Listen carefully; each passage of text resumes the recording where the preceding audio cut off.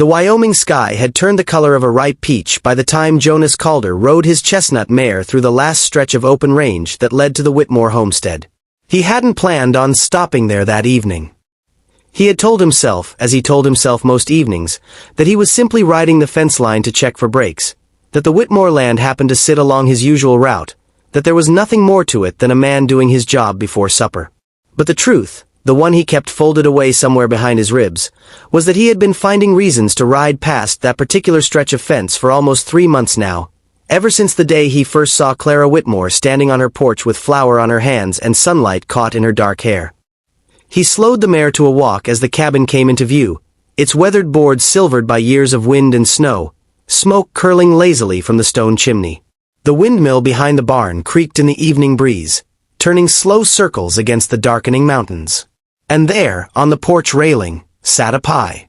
Even from this distance, Jonas could see the golden lattice crust, the faint wisp of steam still rising from it, cooling in the evening air. His stomach, which had been growling since noon, gave an embarrassing rumble. He reined the mare to a stop at the edge of the yard, close enough to be polite, far enough not to presume. Clara stepped out onto the porch just then, wiping her hands on her apron, and when she saw him, something crossed her face that he chose to believe was pleasure and not merely surprise.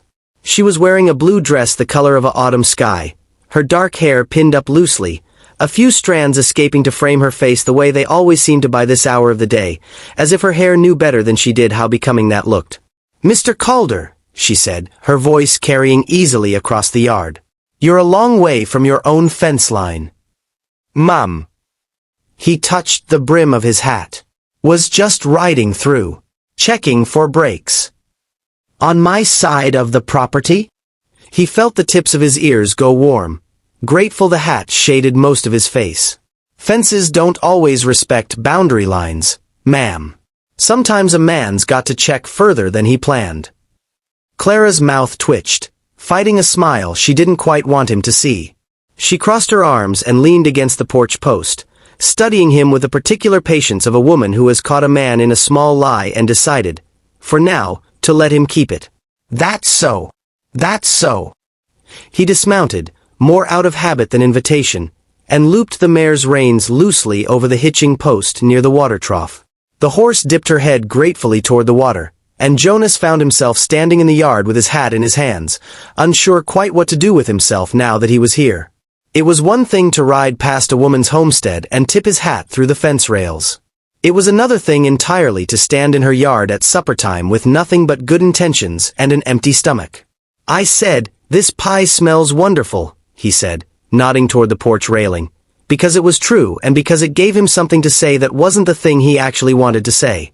Clara looked at the pie as though she had forgotten it was there, though Jonas doubted very much that a woman who had spent the better part of her afternoon rolling dough and coring apples could forget such a thing. "Dutch apple," she said. "My mother's recipe. Cinnamon and a little bit of nutmeg, though most folks around here don't bother with the nutmeg." "Your mother teach you to bake it?" "She did. Back in Ohio, before we came west."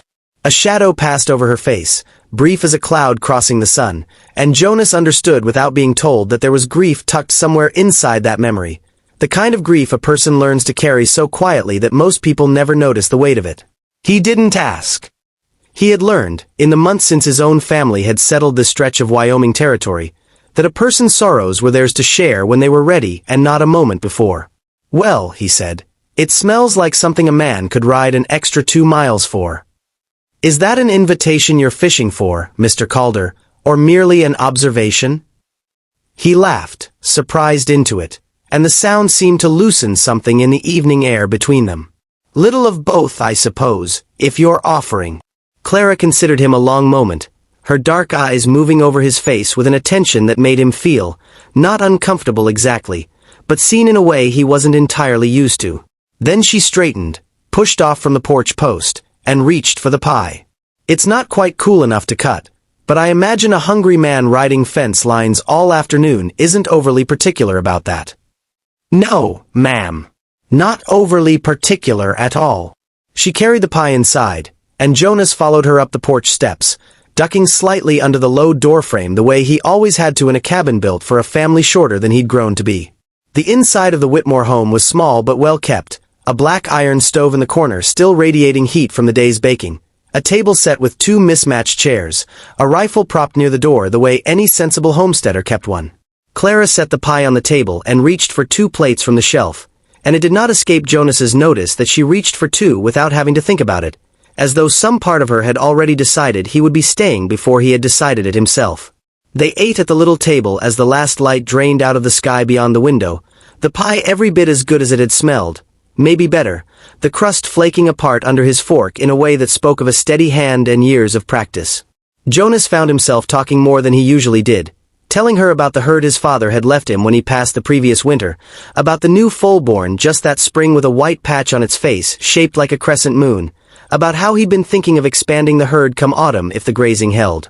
Clara listened the way few people listened, not simply waiting for her turn to speak but actually taking in what he said, asking questions that showed she'd been paying attention, and somewhere between the second slice of pie and the coffee she poured after, Jonas realized he had told her more about himself in one evening than he'd told most people in a year. "You're easy to talk to," he said, somewhat surprised to hear himself say it aloud. "Or you're just hungry for conversation the way you were hungry for pie," Clara said, though there was no sting in it, only a gentle teasing that made him smile into his coffee cup. "Might be both," he admitted. Night had fully settled by the time he rose to leave, and Clara walked him out onto the porch, the cool evening air carrying the scent of sage and distant rain. The stars had come out thick and bright the way they only did out here, far from any town, far from any light but the moon and the windows of a few scattered homesteads. Jonas stood at the top of the porch steps, his hat back on his head, the mare waiting patient and dark against the paler dark of the yard, and he found himself reluctant to climb back into the saddle and ride the long way home. "Thank you for the pie," he said. "And the company. You're welcome for both." Clara wrapped her arms around herself against the chill, though Jonas suspected the gesture was as much about nerves as it was about cold. "You're welcome to ride past my fence line again sometime, Mr. Calder. Should you happen to find yourself in the area. I have a feeling I'll be finding myself in the area quite often." "I have a feeling you might." He should have left it there. He knew he should have left it there, tipped his hat, mounted his horse, and ridden home with a memory of pie and coffee and easy conversation to keep him warm on the ride.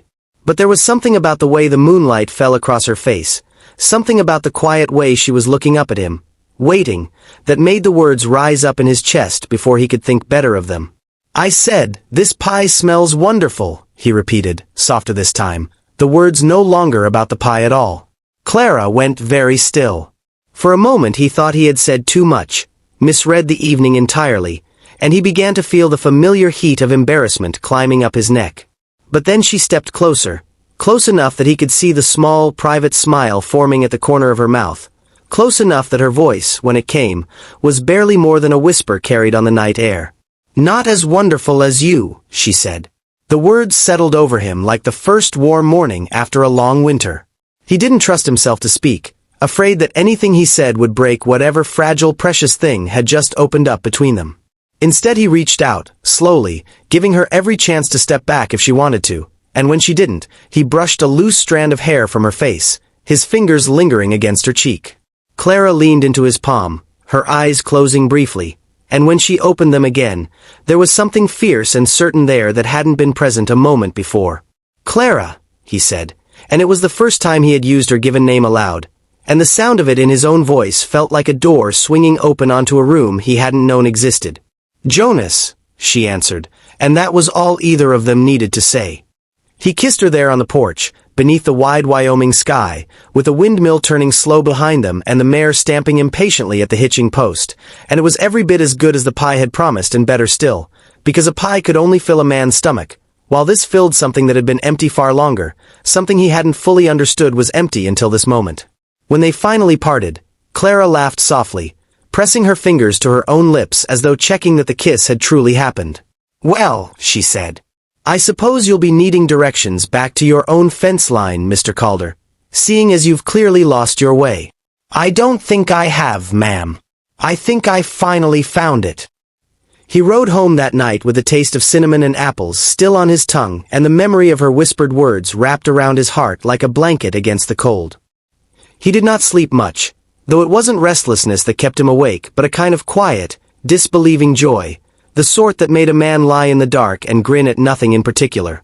In the weeks that followed, Jonas found more reasons than ever to ride the fence line that skirted the Whitmore property, and Clara found more reasons than ever to be baking something when he arrived, until the whole arrangement became something of an open secret between them, an excuse neither one bothered pretending they needed anymore. He mended a loose board on her porch without being asked. She began setting 3 plates at supper on the evenings she knew he'd come, though it was still only ever the 2 of them who sat down to eat. Word traveled the way it always did in a territory as thinly settled as theirs, and soon enough the folks at the little church some 6 miles distant were exchanging knowing looks whenever Jonas Calder and Clara Whitmore happened to arrive within minutes of one another on a Sunday morning. By the time the first frost silvered the grass that autumn, Jonas had ridden into town and spoken with the Reverend, and had spent 3 sleepless nights working up the courage to ask Clara's aunt, the only family she had left in the territory, for her blessing, which the older woman gave readily enough, remarking dryly that she'd been wondering when the fool boy would get around to it. And on a crisp October evening, with the mountains dusted in their first snow and the windmill turning steady behind them, Jonas rode up to the Whitmore homestead one more time, dismounted in the yard, and instead of waiting for an invitation, walked straight up the porch steps to where Clara stood waiting for him, having somehow known, the way she always seemed to know things about him before he said them aloud, that this evening would be different from all the others. He didn't have a ring, not yet, not one that would do her justice, but he had brought instead a small carved wooden box that had belonged to his mother, and inside it he had placed a single pressed wildflower from the field where he'd first seen her, all those months ago, standing on the same porch with flower on her hands.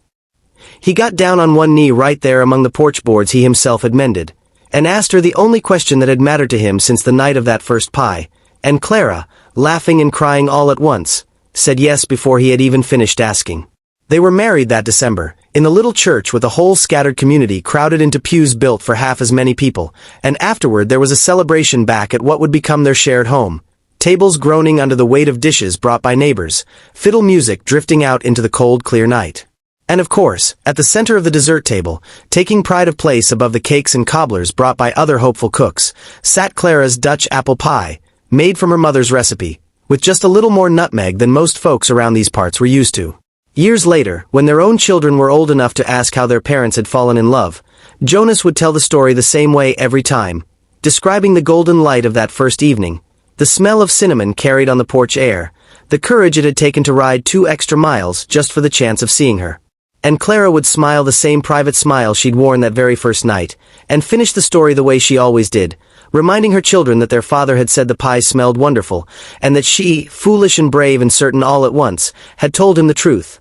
That nothing, not even her mother's finest recipe, could ever smell half so wonderful as he did, standing there beneath a Wyoming sky full of stars, waiting for her to say yes.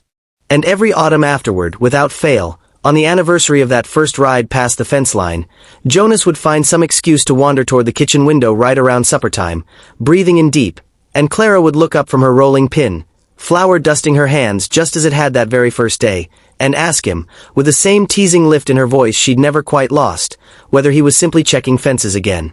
And he would tell her, every single time, that he had never once in all those years stopped finding his way home to her.